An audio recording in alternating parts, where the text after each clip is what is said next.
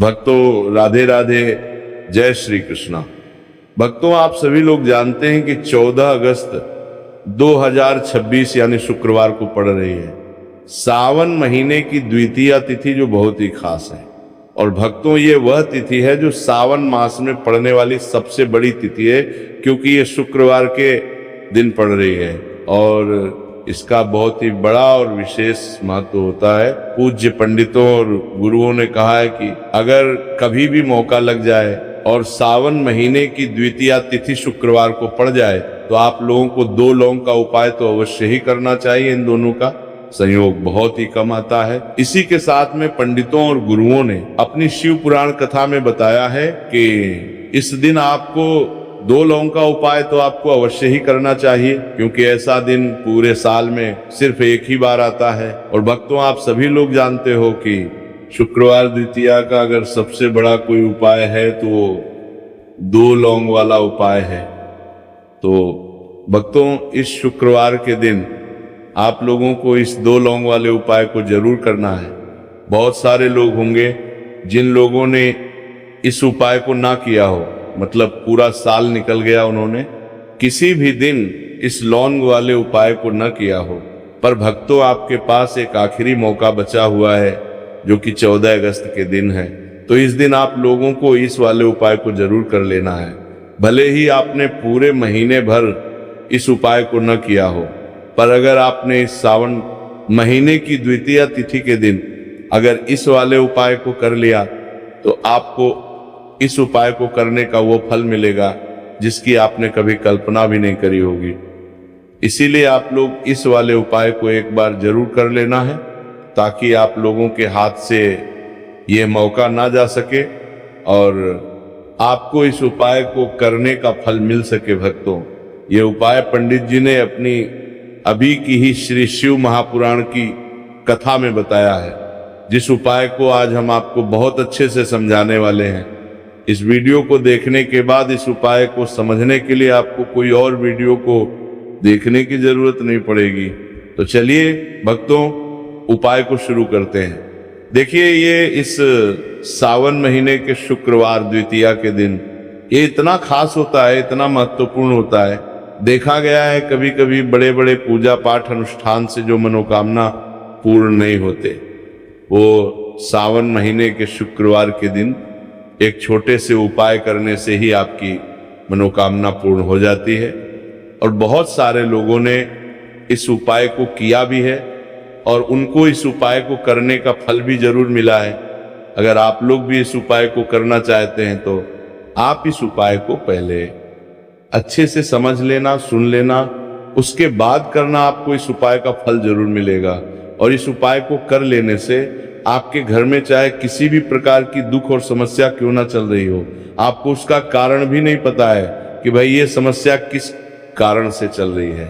उसका कुछ भी कारण हो सकता है, जैसे पितृदोष हो सकता है या किसी भी तरह का मंगल दोष भी हो सकता है।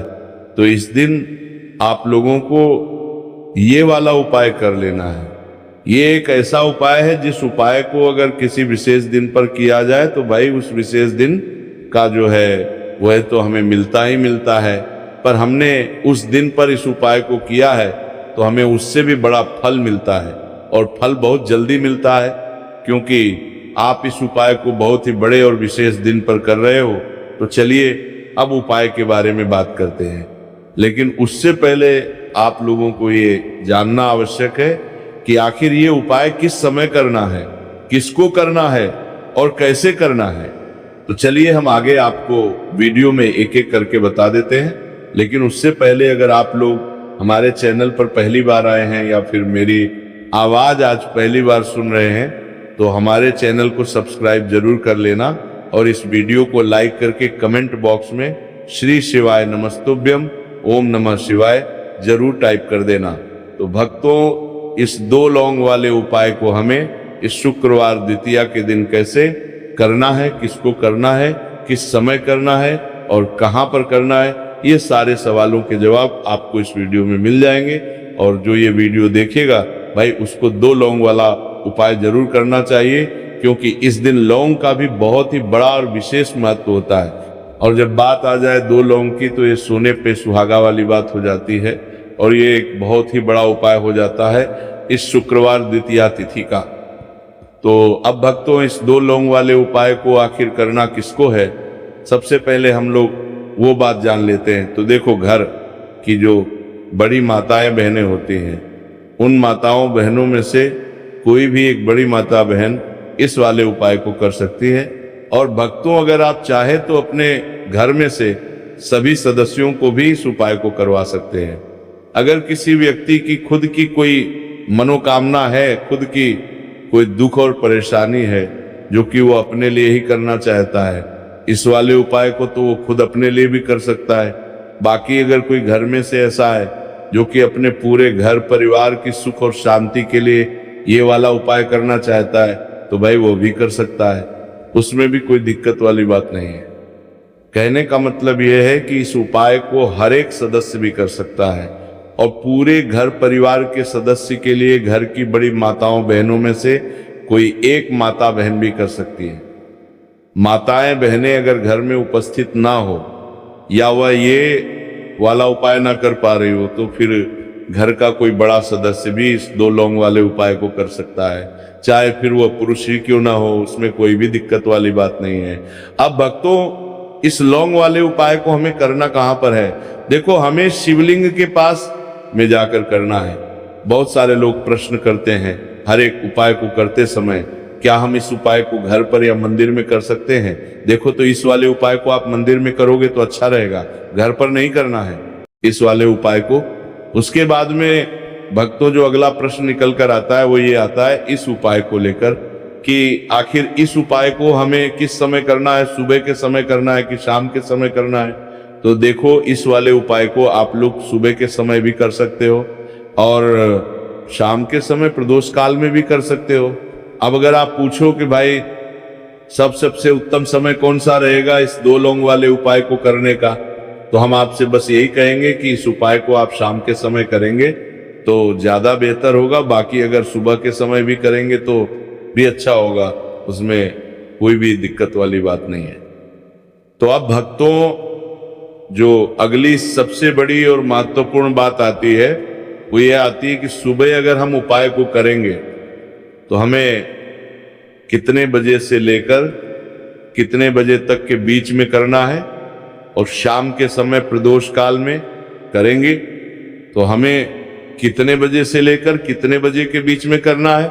तो देखो, सुबह जितनी जल्दी हो सके आप उपाय को करने की कोशिश करना।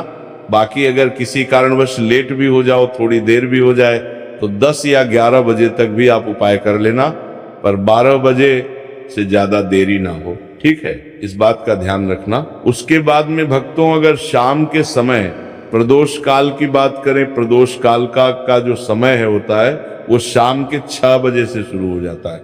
मतलब शाम के 6 बजे से लेकर 7 बजे के बीच का जो समय होता है, ये समय प्रदोष काल का समय होता है। पर अभी जो मौसम चल रहा है, इस मौसम में जो है शाम बहुत देरी से होती है, तो आप इस उपाय को 7 या 8 बजे के बीच में भी कर सकते हो। मतलब शाम के 6 बजे से रात 8 बजे के बीच में आप कभी भी इस वाले उपाय को कर रहे सकते हो, उसमें कोई भी दिक्कत वाली बात नहीं है। परंतु शुक्रवार के दिन कोशिश करना कि समय के अंतर्गत ही कर लो। किसी कारणवश ना कर पाओ तो थोड़ा देरी से भी कर सकते हो, आपको उपाय का फल जरूर मिलेगा। देखिए, इस वीडियो में जितने भी उपाय हम आपको बताएंगे सभी उपाय सरल है। देखो, गुरुजी ने कहा है कि शुक्रवार के दिन आपको चौमुख दीपक वाला उपाय तो अवश्य ही करना चाहिए। वीडियो के अंतिम में आपको उपाय बताया है जो आपको करना है। देखो, आगे बढ़ने से पहले वीडियो को एक लाइक जरूर करें। देखो, सबसे पहला उपाय, यदि आपके जीवन में कर्जा बहुत अधिक है, आपके जीवन में संकट बहुत अधिक रहते हैं, आपके ऊपर बहुत अधिक विपदा आ रही है, बार बार आपको अपने व्यापार में और अपने धन में हानि देखने को मिल रही है, यानी कि आपको प्रत्येक कार्य में हानि हो रही है, तो आपको ये उपाय करना चाहिए। देखिए, इस उपाय के लिए आपको मात्र 1 लौंग का जोड़ा लेना है, यानी कि 2 फूल वाली लौंग लेनी है। साथ में आपको मात्र थोड़ा सा शहद ले लेना होगा और इसी के साथ में आपको तांबे के पात्र के अंदर शुद्ध जल लेना होगा। अब देखिए, इन सभी सामग्रियों को लेकर के आपको भगवान शिव के मंदिर में पहुंच जाना है। देखिए, ये उपाय आप सुबह से लेकर शाम तक कर सकते हैं। तो वह सबसे पहले तो आपके पास जो 2 फूल वाली लौंग है, उन्हें आपको शहद के अंदर अच्छे से डूबना है, यानी कि दोनों लौंग पर आपको अच्छे से शहद का लेपन कर देना है। अब आपको जो आपके पास 1 लोटा जल है, सबसे पहले तो उसे शिवलिंग पर धीरे धीरे समर्पित करना है और श्री शिवाय नमस्तुभयम इस मंत्र का जाप करते हुए समर्पित कर देना है। अब आपके पास जो 2 फूल वाली लौंग है शहद से, उसे आपको शिवलिंग पर अर्पित करना है और आपको प्रार्थना करनी है कि जीवन में जो रोग की स्थिति है वह समाप्त हो, जीवन के जो संकट और समस्याएं हैं वह सभी समाप्त हो, जीवन से जो कर्ज की समस्या है वह समाप्त हो। इस प्रकार से प्रार्थना करते हुए ये जो 2 फूल वाली लौंग ही शहद संयुक्त, इससे आपको शिवलिंग पर अर्पित कर देनी है। आपकी जो भी समस्या होगी शुक्रवार के दिन अवश्य ही समाप्त हो जाएगी। तो इस प्रकार से आपको पहला उपाय करना है। अब हम बात कर लेते हैं दूसरे उपाय के बारे में। देखो, ये उपाय आपके लिए सर्वश्रेष्ठ होने वाला है। देखिए, इस उपाय के लिए आपको मात्र 5 हरे मूंग के दाने आपको साबुत लेने हैं, खंडित नहीं होने चाहिए, इस बात का ध्यान रखें। और इसी के साथ मैं आपको एक तांबे के पात्र के अंदर अपने घर से शुद्ध जल ले लेना है। अब भक्तों, इन सभी सामग्रियों को लेकर के आपको सीधे पहुंच जाना है भगवान शिव के मंदिर में। देखिए, इस उपाय को भी आप सुबह भी कर सकते हैं और शाम के समय में भी कर सकते हैं। देखिए, भगवान शिव के मंदिर में पहुंचने के बाद आपके पास जो 5 हरे मूंग हैं, उनमें से पहला जो हरा मूंग है, आपको शिवलिंग के सामने जो नंदी महाराज होते हैं और उनका जो पैर उठा हुआ होता है, वहां पर आपको पहला हरा मूंग समर्पित कर देना है और आपको ओम नमः शिवाय इस मंत्र का जाप कर लेना है। फिर आपको दूसरा हरा मूंग लेना है और शिवलिंग पर जो श्री गणेश जी वाला स्थान होता है, वहां पर आपको ये दूसरा हरा मूंग समर्पित कर देना है, यानी कि शिवलिंग के सीधे तरफ आपको ये दूसरा हरा मूंग समर्पित करना है। और फिर आपको ओम नमः शिवाय या फिर श्री गणेशाय नमः इस मंत्र का जाप कर लेना है। तीसरा हरा मूंग का दान आपको भगवान शिव की सबसे प्रिय पुत्री माता अशोक सुंदरी वाले स्थान पर समर्पित करना होगा। शिवलिंग की जो जलाधारी होती है, जहां से जल बहकर के आता है, उसी जलाधारी के बीच में जो कहीं कहीं उठी हुई लाइन होती है सांप की आकृति के रूप में, वहीं पर आपको तीसरा हरा मूंग समर्पित करना है और फिर आपको ओम नमः शिवाय इस मंत्र का जाप कर लेना है। अब भक्तों, चौथा जो हरा मूंग है उसे आपको भगवान कार्तिकेय जी का जो स्थान होता है शिवलिंग पर, वहां पर आपको ये चौथा हरा मूंग का दाना समर्पित कर देना है और आपको ओम नमः शिवाय इस मंत्र का जाप कर लेना है। अब भक्तों, आपके पास जो 5वां और अंतिम हरा मूंग बचा हुआ है,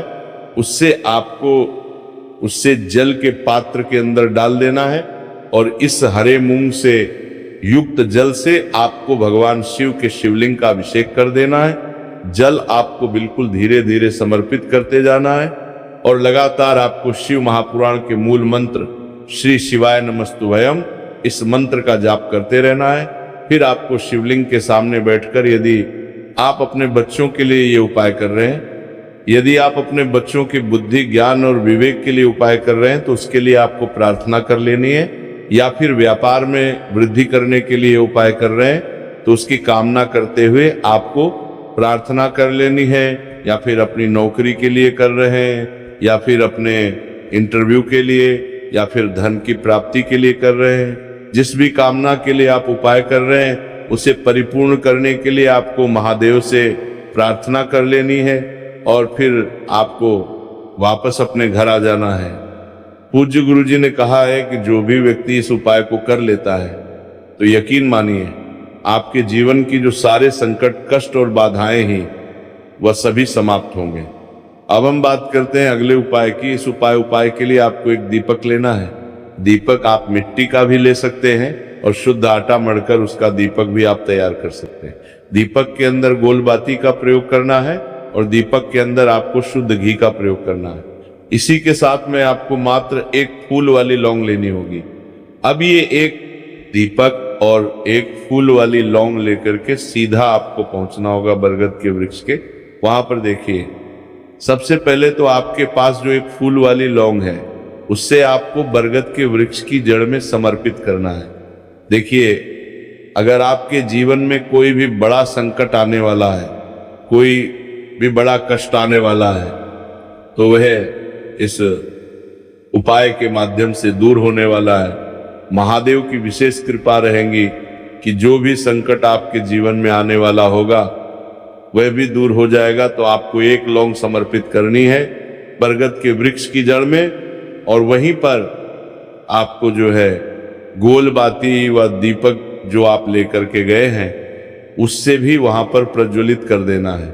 देखिए, जब भी आपको जीवन में इस साल लगने लगे कि आपके जीवन में कुछ भी अच्छा नहीं चल रहा है, तब भी आपको कोई उपाय करना है, तो इस प्रकार से आपको ये उपाय करना है। अब हम जानकारी ज्ञानी लेते हैं चौथे विशेष उपाय के बारे में। देखें, यदि आपके विवाह में, शादी में कोई भी समस्या आ रही है, यदि आपका जो कर्ज है वह दिन पर दिन बढ़ते ही जा रहा है, तो आपको ये चमत्कारी उपाय करना चाहिए। कोई भी समस्या अगर जीवन में है तो उसे दूर करने के लिए आपको ये उपाय करना चाहिए। मंगल दोष से जुड़ी हुई समस्या भी है, तब भी आपको ये उपाय करना चाहिए। देखिए, इस उपाय के लिए आपको एक तांबे के पात्र के अंदर अपने घर से शुद्ध जल लेना है, और इसी के साथ में आपको एक छुटकी लाल चंदन लेना होगा। अब आपको क्या करना है कि जो लाल चंदन आपने लिया है उसे आपको उससे जल के पात्र के अंदर डाल देना है, और ये जल जो है आपको लाल चंदन से युक्त तैयार कर लेना है, और ये लाल चंदन से युक्त जल आपको भगवान शिव के मंदिर में लेकर के पहुंचना है। लेकिन ये उपाय भी आप सुबह से लेकर के शाम तक कर सकते हैं। अब भक्तों, ये जो लाल चंदन से युक्त जल है, इससे आपको भगवान शिव के शिवलिंग पर धीरे धीरे अर्पित कर देना है, और आपको लगातार श्री शिवाय नमस्तुभयम इस मंत्र का जाप करते रहना है। देखिए, यदि आपके जीवन में विवाह से जुड़ी समस्या चल रही है तो आपको मंगलेश्वर महादेव का स्मरण करना है, और जीवन में अधिक कर्ज की समस्या है तो आपको मुक्तेश्वर महादेव का स्मरण करना है। देखना, एक दिन आपकी सब तरह की समस्या जल्दी ही समाप्त हो जाएगी। तो इस प्रकार से आपको ये तीसरा उपाय करना है।